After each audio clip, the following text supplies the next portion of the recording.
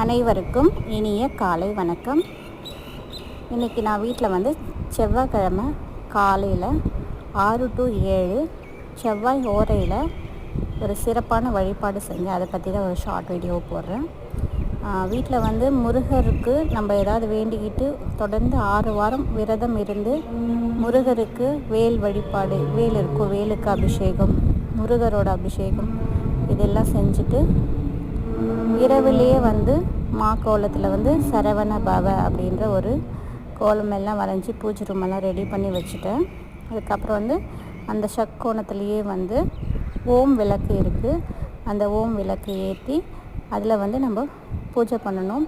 இது தொடர்ந்து 6 வாரமும் காலையில் ஓரை இருக்குது, மதியம் இரவு 3 வேளையிலும் செவ்வாய் ஓரை இருக்குது. எந்த ஓரையில் உங்களுக்கு டைம் கம்ஃபர்டபுளாக இருக்கோ அதை நம்ம யூஸ் பண்ணிக்கலாம். எனக்கு வந்து காலையிலேயே ஸ்கூலுக்கு போகிறதுனால காலையில் 6 to 7 அந்த டைமுக்குள்ளே கரெக்டாக பூஜை முடிச்சிடுவோம்.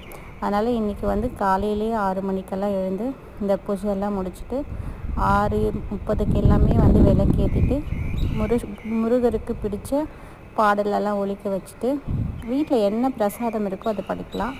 நான் வந்து வெல்லமும் அதுக்கப்புறம் வந்து கடலை அது இருந்தது, அதை வச்சுட்டேன்.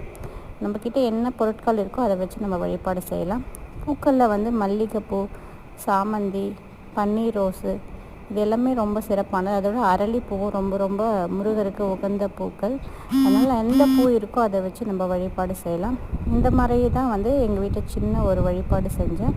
தொடர்ந்து 6 வாரமும் இந்த மாதிரி வழிபாடு செஞ்சு உங்களுக்கு ஒரு ஷார்ட் வீடியோவை போடலான்னு இருக்கேன்.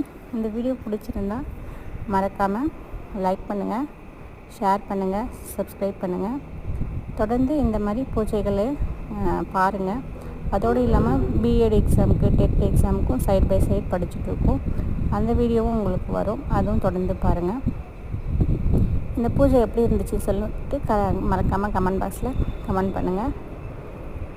இது மாதிரி தான் வந்து நீங்களும் செவ்வாய்க்கிழமையில் முருகருக்கு நினைச்ச காரியம் நடக்கும். கண்டிப்பாக நீங்களும் தொடர்ந்து 6 வாரமும் இந்த செவ்வாய் உரையில் விளக்கேற்றி வழிபடுங்க. இதே போல் அடுத்த ஒரு நல்ல வீடியோவில் உங்களை மீண்டும் சந்திக்கிறேன். நன்றி, வணக்கம்.